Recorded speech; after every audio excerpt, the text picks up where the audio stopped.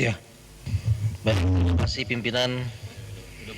Jadi saya langsung ke Mas Supriyansa.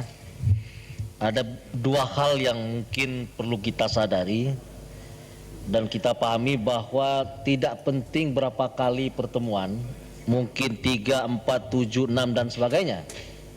Dan tidak penting tadi apakah perempuan yang datang itu sama dengan yang tidak datang. Saya pikir bukan itu masalahnya, tetapi adalah bagaimana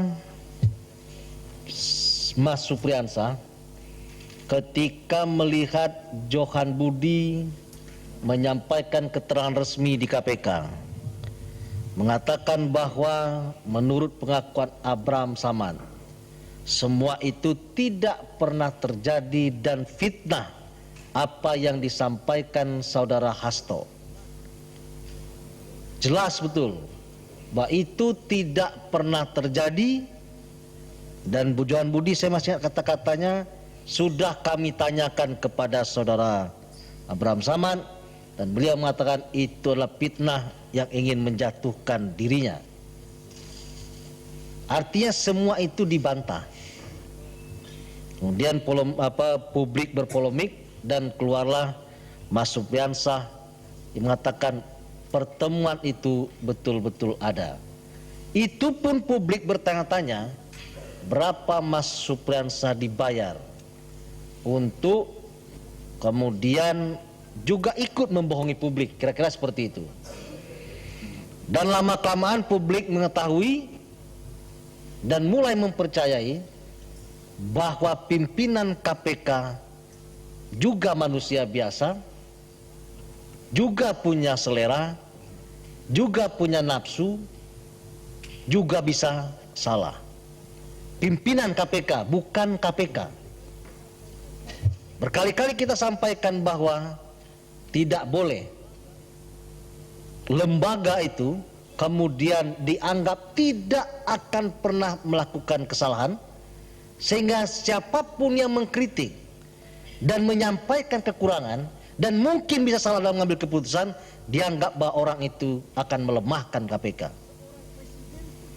Seorang presiden pun yang ingin memilih menterinya dan meminta masukan KPK, hijau, kuning, dan merah, itu yang tahu hanyalah presiden dan KPK. Itu pun pimpinan KPK mengatakan jangan coba-coba melantik menteri baik merah ataupun kuning, 2 bulan kami tangkap. Apakah proses di KUHAP itu bisa memastikan 2 bulan ditangkap tanpa proses pemeriksaan, tanpa proses meminta keterangan saksi dan alat bukti, kemudian dinyatakan 2 bulan kami tangkap, dan itu adalah teror kepada presiden. Padahal penanggung jawab untuk melakukan pemberantasan tindak pidana korupsi di negara ini, tanggung jawabnya adalah presiden, bukan KPK. KPK adalah operator atau alat negara. Dan ternyata kemudian itu terbukti bahwa pimpinan KPK juga bisa salah. Saya pikir Mas Supriyansa ini adalah pahlawan dari perjalanan kasus Budi Gunawan yang ditetapkan sebagai tersangka.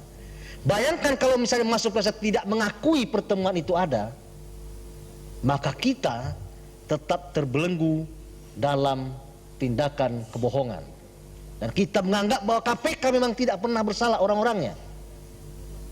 Jadi Mas Supriyansa inilah yang membuka mata kepada publik bahwa KPK, pimpinan KPK juga manusia yang mesti diawasi oleh lembaga lain agar tidak menggunakan KPK itu menjadi alat kepentingan politik ketika menjatuhkan atau menyampaikan seseorang untuk menjadi tersangka. Kenapa saya mengatakan begitu? Dalam hal untuk mengakui pertemuan saja berani dinyatakan tidak pernah ada. Saya menonton itu di bandara dan sangat terkejut dan salut melihat Mas Supriyansa. Saya ingat betul Mas Supriyansa sampai menyandarkan kepalanya dan seperti mau menangis. Saya bilang ini orang hebat. Dia berteman, tapi ketika dia harus memilih antara bohong atau tidak, dia memilih bicara kebenaran.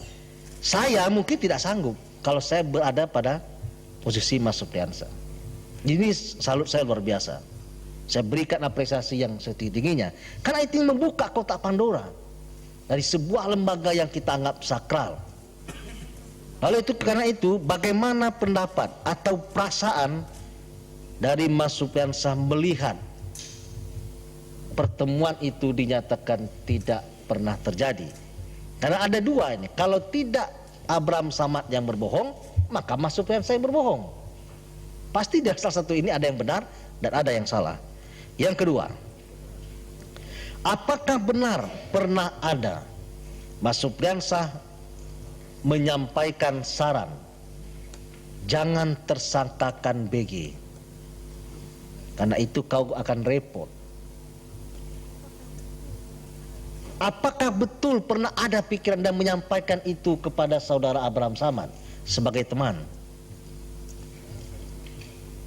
Nah, kita harapkan kejujuran ini yang kedua kali dalam forum yang terhormat ini, karena ini akan membuka bahwa mentersangkakan saudara Abraham Samad sudah menjadi sebuah skenario awal untuk membuat ini tertahan.